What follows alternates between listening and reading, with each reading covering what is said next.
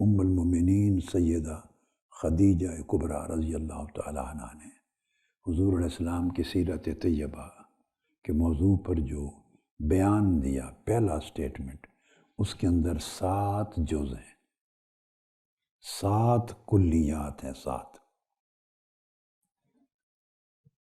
تو میں جز وار اس پر گفتگو کرتا ہوں، مگر اس کو جیسے عرض کیا جدید تطبیقی انداز کے ساتھ، مگر تطبیقی انداز میں مختلف اینگلز کے ساتھ، اس کا روحانی اینگل، اس کا وجدانی اینگل، اس کا عقلی اینگل، سماجی اینگل، عملی اینگل، یعنی ان جہت و سائنسی اینگل، نفسیاتی زاویہ، ان اینگلز کے ساتھ کروں، کیونکہ حضور علیہ السلام قیامت تک کے سب زمانوں کے لیے ہیں، صرف گزرے ہوئے زمانوں کے لیے نبی نہیں تھے۔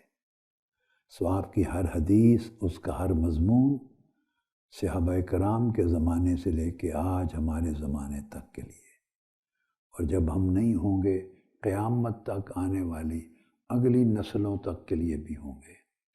سو ہر دور میں جن جن مسائل کا سامنا انسان اور انسانی طبقات اور انسانی نسلیں کریں گی، حدیث بدل نہیں سکتی، مگر اس حدیث سے ہر دور کے تقاضوں کا جواب ملنا چاہیے، اس کو کوریلیٹ ہونا چاہیے، تب یہ حدیث کا علم زندہ و جاوید رہتا ہے۔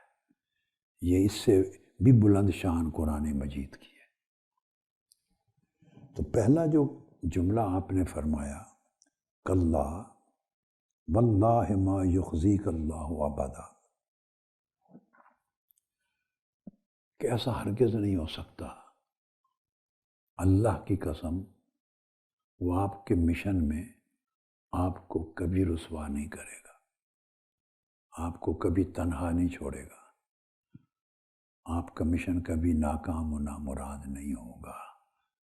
اللہ پاک اس کی مدد و نصرت فرمائیں گے اور آپ منزل مقصود تک پہنچیں گے۔ یہ پہلا جملہ تھا۔ یہ جملہ محض ایک بشارت نہیں تھی، فورکاسٹ نہیں تھی، بلکہ ایک الوہی اصول کا بیان تھا۔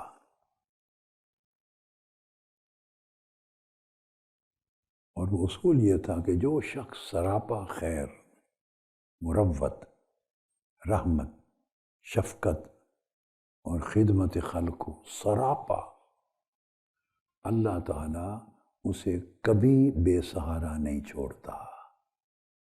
اس پہلے جملے میں یہ کلیہ بیان کیا گیا تھا۔ ایسی سیرت والے انسان کو اللہ رب العزت عزت اور وقار دیتا ہے، اور اس سیرت کی وجہ سے اسے داخلی اور باطنی طور پہ مضبوطی عطا ہوتی ہے۔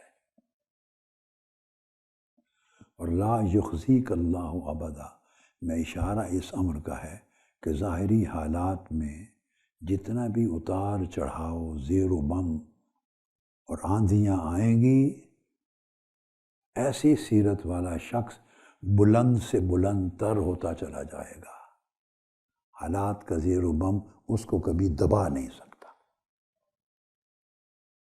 یہ آفاقی اصول دیا۔